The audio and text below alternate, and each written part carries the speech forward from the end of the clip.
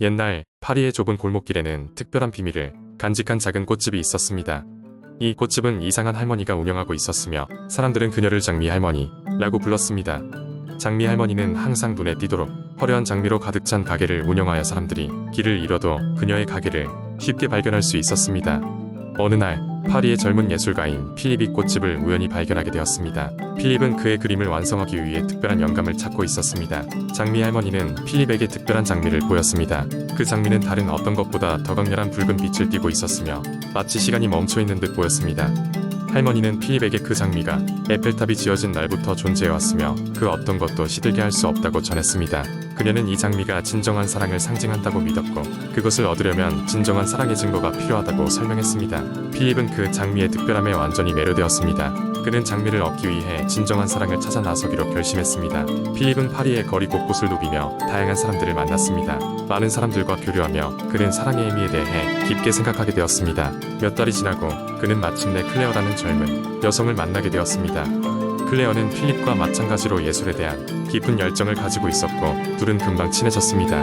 둘은 서로에게 점점 더 많은 시간을 할애하며 사랑에 빠졌습니다. 그들의 사랑이 깊어지면서 필립은 아름다운 장미를 다시 손에 넣고자 하는 결심을 세웠습니다. 그는 클레어와 함께 장미 할머니를 다시 찾아갔습니다. 필립은 할머니에게 그가 클레어를 얼마나 사랑하는지 이야기했고 그들의 사랑이 진정한 것임을 확신했습니다. 장미 할머니는 그들의 진정한 사랑을 확인하고는 미소를 지으며 붉은 장미를 필립에게 건넸습니다. 그러나 그녀는 한 가지 경고도 하였습니다. 이 장미를 소중히 간직해야 하네. 그것은 우리가 가진 시간과 같이 소중하니까. 필립과 클레어는 그 장미를 그림의 중심, 소재로 사용하여 합작품을 완성했습니다. 그 작품은 예술계에서 큰 찬사를 받았고 두 사람은 파리에서 가장 존경받는 예술가 중 하나가 되었습니다. 그들의 사랑 이야기는 파리 곳곳에 전해지며 사람들에게 진정한 사랑의 중요성을 일깨워 주었습니다. 장미 할머니의 꽃집은 이제 없지만 필립과 클레어의 사랑처럼 그 불멸의 장미 이야기는 여전히 파리 거리 곳곳에서 회자되고 있습니다.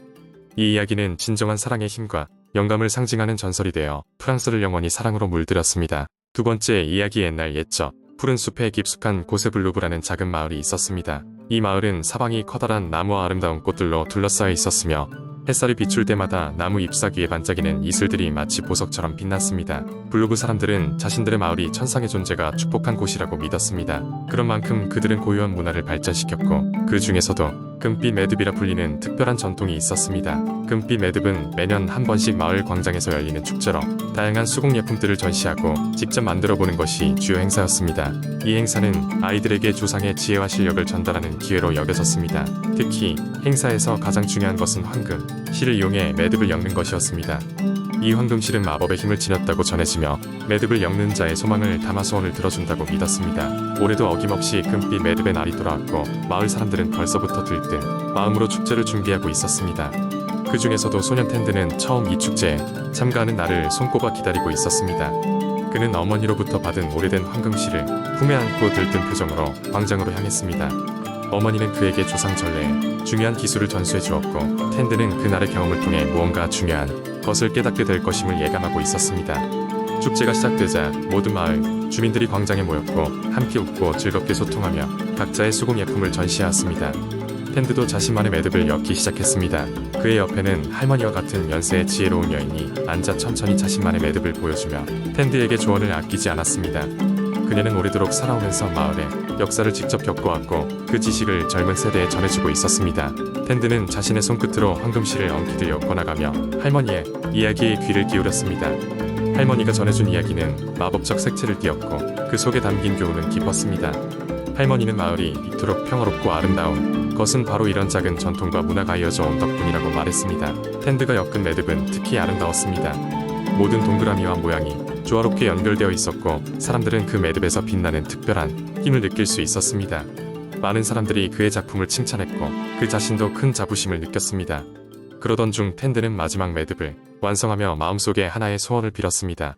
그는 미래에도 마을이 평화롭고 번영하기를 그리고 자신이 자라면서 이처럼 소중한 전통들을 잃지 않고 이어나가기를 간절히 소망했습니다. 황혼이 내려앉을 무렵 축제는 끝났지만 텐드의 마음은 금빛 매듭과 함께 계속해서 새로운 이야기를 엮어 나가고 있었습니다. 그는 그날 엮은 매듭을 어머니에게 보여주었고 어머니는 그 매듭이 하나의 이야기가 되어 세대에 걸쳐 전해질 것이라며 미소 지었습니다. 그렇게 블루브 마을은 또다시 이어질 축제와 이야기를 약속하며 평화로운 밤하늘 아래 잠들었습니다. 세 번째 이야기. 오래전 프랑스의 한 작은 마을에 루이라고 하는 소년이 살고 있었다. 이는 프랑스 보르도 지역에는 유명한 포도밭이 많았지만 루이의 가족은 작은 밭에서 겨우 살아가고 있었다. 루이는 작은 농장에서 가족을 돕기를 좋아했지만 가슴속 깊이 그는 탐험과 모험을 꿈꾸고 있었다. 루이는 밤이면 별을 보면서 세상을 여행하는 꿈을 꾸곤 했다. 그러던 어느 날 루이는 마을 행사가 열리는 점심시장에서 마법의 이야기를 들었다. 전설에 따르면 보르도 깊숙한 곳에는 숨겨진 마법의 포도원이 있었고 이곳의 포도를 한 조각 먹기만 해도 평생의 꿈을 이룰 수 있다고 한다. 이 이야기에 자극받은 루이는 모험을 떠나기로 결심했다.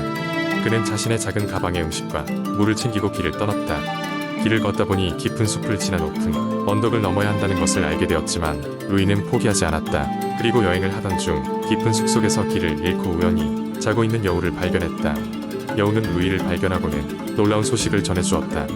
이 여우는 사실 마법의 여우였으며 루이가 찾는 마법의 포도원에 대해 알고 있었다. 여우는 루이의 진심 어린 희망과 용기에 감명받아 포도원으로 가는 길을 안내해주겠다고 했다. 이리하여 둘은 함께 여정을 계속했다. 길고 험난한 여행 끝에 루이는 드디어 마법의 포도원에 도착했다. 포도원의 포도들은 정말로 놀랍도록 탐스러웠고 루이는 신중하게 한 송이를 집어들었다. 포도의 즙은 달콤하고 상쾌했다. 그 순간 루이는 갑자기 신비로운 빛에 휩싸였고 황홀한 경쾌함이 온 몸을 감쌌다. 마법의 포도의 효과는 즉각적이었다. 루이는 자신의 마을로 돌아가 마법처럼 포도 농장을 운영하기 시작했다. 그의 밭은 최고의 포도로 가득 차게 되었다. 그의 포도주가 유명해지고 마을 전체가 번영하게 되었으며 보르도 지역 전체의 명성을 떨쳤다. 루이의 모험과 그가 발견한 마법의 포도 덕분에 그의 가족과 마을 주민 모두는 행복하고 풍요로운 삶을 누리게 되었다. 루이는 항상 공동체를 우선시하며 살아갔고 그의 친절함과 모험심은 전설이 되어 다음 세대에게 영감을 주었다. 그가 세상을 떠난 후에도 그의 이야기는 오랫동안 전해졌으며 그의 이름은 보르도의 전설로 남게 되었다. 네 번째 이야기. 한때 프랑스 남부에는 바람의 성이라 불리는 고대의 성이 있었다. 이 성은 바람이 세차게 부는 높은 언덕 위에 자리 잡고 있었으며 그곳에 사는 사람들은 특별한 방법으로 바람을 붙잡는 능력을 지녔다고 전해진다. 오랜 세월 동안 성은 발레나 공작 가문에 의해 다스려져 왔다. 이 가문은 바람을 제어할 수 있는 고대의 마법서를 대대로 지키며 그 힘을 통해 나라를 수호했다. 하지만 시간이 흐르며 공작 가문은 마법의 비밀을 점차 잊게 되었고 성은 쇠락의 길로 접어들었다. 그러던 어느 날 정고 용감한 소녀 마리아가 등장하면서 이야기가 시작된다. 마리아는 이웃 마을에서 바람을 통제하는 법을 배우고자 성으로 오게 되었다. 그녀는 어릴 적 할머니에게 바람을 잡는 성에 대한 이야기를 듣고 꿈을 키워왔던 것이다. 하지만 성에 도착한 마리아는 낯선 침입자로 여기저 위험에 처하게 된다. 성에 있는 유일한 거주인은 공작 가문의 마지막 후손인 피에르였다. 그는 성의 비밀을 지키는 사명을 부여받았지만 정작 그 마법의 비밀을 잊어버린 채로 혼자 살아가고 있었다. 처음엔 마리아를 의심했지만 그녀의 진심 어린 열망을 알게 되면서 피에르는 그녀에게 마음을 열게 된다. 마리아와 피에르는 함께 고대의 마법서를 찾아 나섰다. 마법서는 성 깊은 곳에 잠들어 있었으며 그 주위에는 여러 가지 시험과 수수께끼가 얽혀 있었다. 두 사람은 서로의 지혜와 용기로 이 장애물을 통과하며 끈끈한 우정을 쌓아갔다. 마침내 그들은 마법서를 찾아내어 비밀을 풀기 시작했다. 마법서를 읽는 동안 마리아는 바람을 잡는 데 필요한 세 가지 요소: 순수한 마음, 자연의 소리, 그리고 진정한 의도를 깨달았다. 마리아와 피에르는 함께 그 간단해 보이지만 가장 중요한 세 가지를 실천에 옮기며 성에 다시 바람의 힘을 불어넣었다. 성은 바람의 흐름을 조절하며 그 주변에 사는 사람들에게 풍요를 가져다 주었고 마리아와 피에르는 그 능력을 사용해 이웃 마을에 도움을 주었다.